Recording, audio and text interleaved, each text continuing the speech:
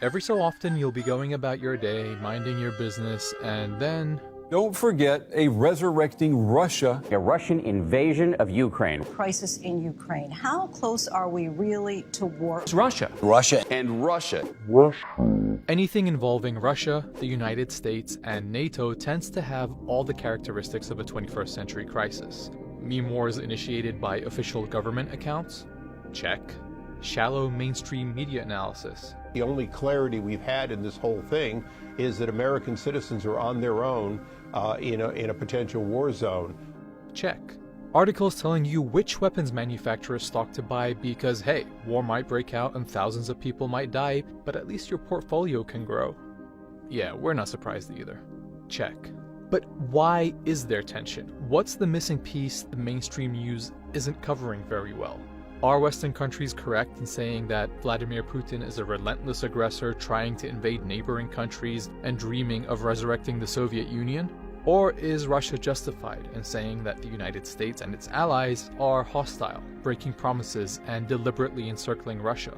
This is a story about war, loss, betrayal, and at the center of it all, the largest military alliance in the world.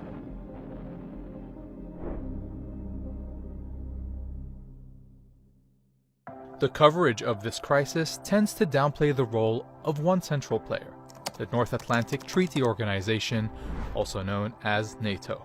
If the North Atlantic Treaty Organization had stuck with providing basic security against Russia or anyone else for its original membership of the West European countries, we would have no crisis today. Unpacking NATO is key to understanding Russia's actions. You see, NATO was born right after World War II as an alliance against the Soviet Union, its growing influence, and its massive army. In the West, it's often forgotten that it was the Soviet Union that made the biggest contribution in defeating Nazi Germany. Around 27 million Soviets died in the Second World War. This almost unimaginable death toll is crucial to understanding why the formation of NATO made Russians feel like the world betrayed them. We'll get to that in a bit, but first, a little more about NATO. The NATO treaty has a section, Article 5, that says that an attack on one member country should be seen as an attack on all, which is a useful deterrent if you're worried about being invaded by the Soviet Union. Now, the Soviet Union collapsed in 1991 without Article 5 ever being invoked by any of NATO's 16 member countries. But since the Soviet Union ended, this historically anti-Soviet alliance has doubled to 30 members. 3 decades on, that includes some countries that were part of the Soviet Union and others right on Russia's border. Understandably, some of those Eastern European countries had brutal experiences living under Soviet domination, and the fear of Soviet tanks rolling across the border. Joining NATO and keeping it alive was seen as a good buffer against repeating that history. So they mobilized ethnic lobbies, and in America in particular, to agitate, to press for the expansion of NATO to their countries. But the United States, as the biggest member and the primary weapons systems provider in the alliance, also has its reasons for growing NATO. During the Cold War, NATO existed to defend Western Europe against the Soviet Union. And of course, the Soviet Union never attacked Western Europe, so NATO never had to fight. Now, after the end of the Cold War, unfortunately, what you got was very much just as a desperate way of finding a new reason for NATO to exist when its actual reason to exist had vanished. You got this phrase, out of area or out of mission. And then NATO began to cast around for places to do things. This was also a way, of course, of pleasing the Americans in order to keep the Americans in Europe. Remember a little earlier we talked about Russia's sense of betrayal? Well, this is where it comes from. As early as 1990, US diplomats reportedly promised not 1 inch eastward of NATO expansion. But this promise was actually never written down. So the US says there was no formal agreement. Russia insists that there was a verbal agreement and that it believed the US. And it's not like NATO wasn't aware of what growing the alliance could mean. Boris Yeltsin, Russia's first post-Soviet president, warned even back then that any expansion would trigger, quote, the flames of war bursting across the whole of Europe.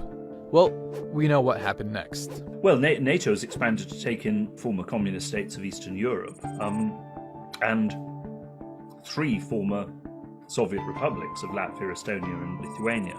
In 2007, the United States and a couple of other NATO countries pressed for NATO membership for Ukraine and Georgia as well.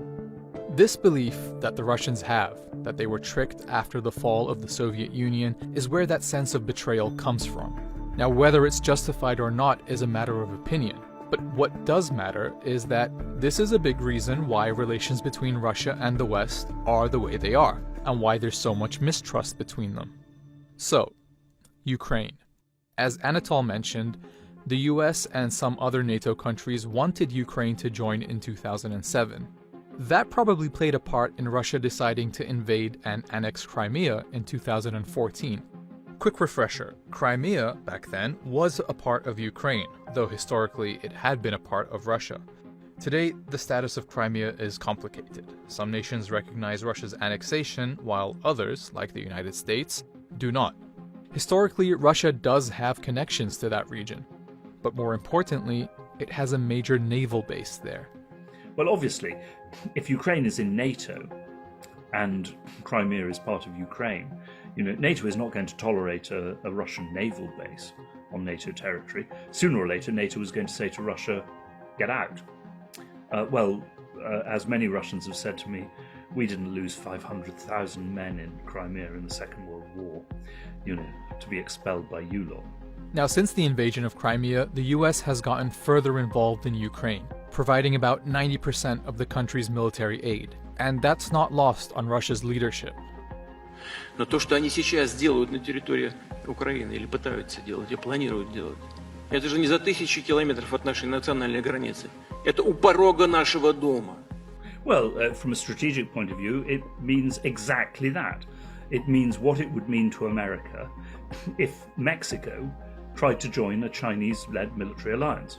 But while that analogy makes sense, Russia has continued to interfere in Ukraine.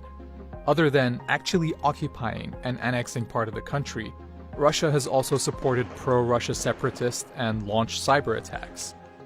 There's a lot to the argument that Russia just doesn't respect Ukraine's sovereignty, especially when President Putin has already said on record, quote, "I believe that Russians and Ukrainians are one people, one nation, in fact."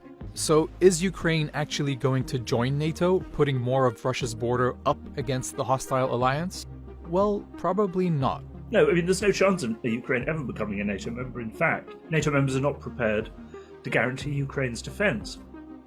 So in one way, all of this is an argument about nothing. Joining NATO isn't like signing up for Netflix. Name, email, credit card info, and you're good to go. In order for a new member to join, all the current members have to approve. The reason why Ukraine and Georgia didn't join after the US wanted them to is that France and Germany said no. NATO rules also require a country to not have any contested borders or territorial disputes before joining. Well, part of Ukraine has already been annexed by Russia, and Russian-backed separatists are fighting for control of other territories. So if all this is an argument about nothing, then why all the huffing and puffing from Putin? From Russia's point of view, having Ukraine as an American ally without being in NATO is just as bad as having Ukraine in NATO. As long as there's a tug of war over Ukraine and deep mistrust between Russia, the US, and NATO, there will always be a chance for war to break out. What you must not do in a deeply divided country is face it with a clear and unavoidable choice between Russia and the West. Neutrality, in my view, is an entirely feasible solution, and one which, by the way, does not prevent Ukraine from developing as a free market democracy. The problem is Biden administration is so scared of its domestic opposition, not just the Republicans, but also within the Democratic Party, that this obvious compromise solution and peaceful settlement are not possible for the West. But that is a profound tragedy.